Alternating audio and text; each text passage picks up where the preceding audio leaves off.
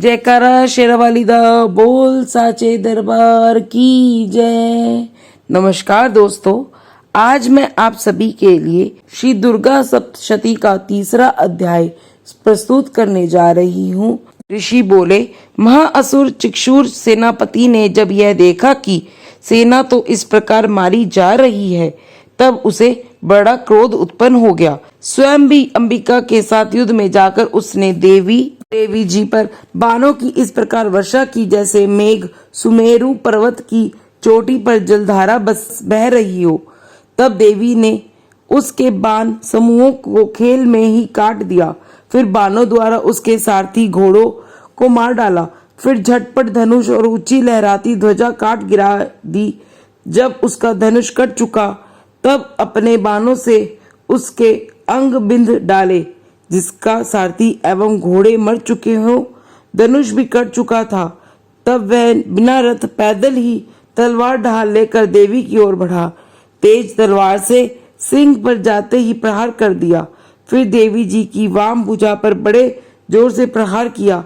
हे राजन, जो ही तलवार देवी की भुजा पर पहुंची तो ही टूट गई। फिर तो असुर ने क्रोध से आंखें लाल लाल करके शूल पकड़ लिया। भद्रकाली जी पर उस दैत्य ने वह शूल डाल दिया। वह शूल इस प्रकार चमका जैसे कि आकाश से सूर्य मंडल गिर रहा हो। देवी जी ने अपनी ओर आते हुए शूल को देखकर उस पर अपना त्रिशूल चला दिया, जिससे वह त्रिशूल सैकड़ों टुकड़े हो गया।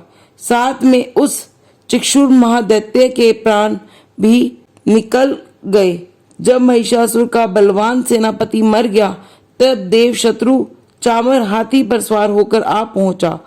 आते ही उसने अंबिका देवी शक्ति पर प्रहार कर दिया। श्री देवी जी ने हुंकार द्वारा ही मार कर तेजहीन करके उसे नीचे गिरा दिया। अपनी शक्ति को गिरा हुआ देखकर चामर को बड़ा क्रोध आया। उसने त्रिशूल का प्रहार कर दिया। त्रिशूल को भी देवी जी के बाणों द्वारा टुकड़े टुकड़े कर डाला। तब सिंह भी उछलकर हाथी के मस्तक पर चढ़ बैठा। फिर दैत्य के साथ युद्ध करने लगा। वे दोनों परस्पर लड़ते लड़ते उस हाथी से नीचे पृथ्वी पर आ गए। भयंकर प्रहारों से परस्पर युद्ध करने लगे। तब बड़े वेग से सिंह ऊपर को उछला। ऊपर आकाश से नीचे की ओर गिरते गिरते पंजों के प्रहार से चामर दैत्य का सिर धड़ से पृथक कर डाला। देवी जी ने शिला एवं वृक्ष आदि से युद्ध में उदर्ग को मार डाला। फिर कराल को भी दांत मुक्का एवं थपड़ों के प्रहार से मार गिराया। क्रोधपूर्ण देवी ने गदा की चोटों से उदंत का चूरा चूरा कर दिया। बिंदी पाल शस्त्र द्वारा वशकाल तथा बाणों द्वारा अंधक एवं ताम्र द्वारा यमधाम शीघ्र भेज दिया। त्रिनेत्र धारिणी परमेश्वरी ने उग्रास्य उग्र वीर्य महाहनु नाम के दैत्यों को त्रिशूल द्वारा मार दिया। तलवार से विडाल का सिर धड़ से अलग कर दिया।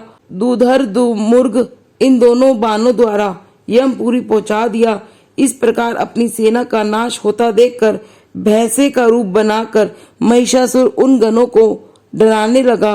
कुछ एक गणों पर खुरों के प्रहार करने लगा। किन्हीं को पूंछ से तोड़ा और दूसरों को सींगों से फाड़ा।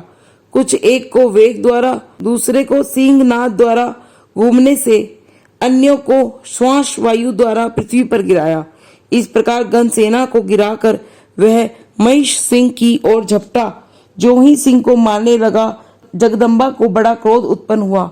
इधर महापराक्रमी महिष की क्रोध से पृथ्वी तल पर अपने खुरों से खोदने लगा। फिर अपने सिंगों से बड़े बड़े ऊंचे ऊंचे पहाड़ उठाकर फेंकने लगा। साथ में ही गर्जने लगा। वेग के साथ घूमने पर पृथ्वी शुद्ध होकर फटने लगी। उसने पूंछ से समुद्र पर प्रहार किया, जिससे शुद्ध होकर समुद्र पृथ्वी की ओर चारों ओर से डूबने लगी। चलायमान होते हुए सिंगों द्वारा छिन्न भिन्न हुए बादल टुकड़े टुकड़े हो गए। उसके श्वासों की कठोर वायु से उड़ते हुए सैकड़ों पर्वत आकाश से गिरने लगे। इस प्रकार क्रोधपूर्ण उस दैत्य को अपनी ओर आता देखकर चंडिका उसे मारने के लिए क्रोध में आ गई। कुपित चंडिका ने उसकी ओर पाश फेंका। उसके द्वारा उस दैत्य को बांध लिया। तब तो उस महायुद्ध में बंधे हुए उस दैत्य ने अपने महिष भैंसे के रूप का त्याग कर दिया, झटपट सिंह के रूप में आ गया। जो ही चंडिका उसका सिर काटने लगी तब तो वह तलवार हाथ में लिए पुरुष दिखाई देने लगा। तब शीघ्रता से तलवार ढाल वाले उस पुरुष को अपने बाणों से देवी ने बिंद डाला। तब वह एक बड़ा हाथी हो गया। उसने सूंड से उस महान सिंह को खींचा और फिर गर्जने लगा। उसके खींचते समय अपनी खंग के द्वारा देवी ने उसके सूंड को काट दिया। फिर वह महादैत्य भैंसे के रूप में आ गया। इस प्रकार चराचर त्रिलोकी को सताने लगा।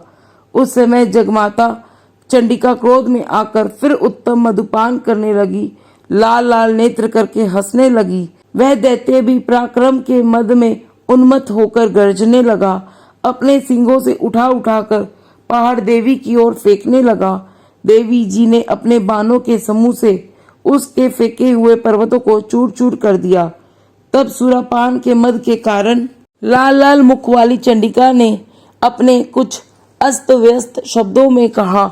देवी जी बोली, हे मूढ़, जब तक कि मैं मधुपान कर लूं तब तक तू क्षण भर के लिए गरज ले।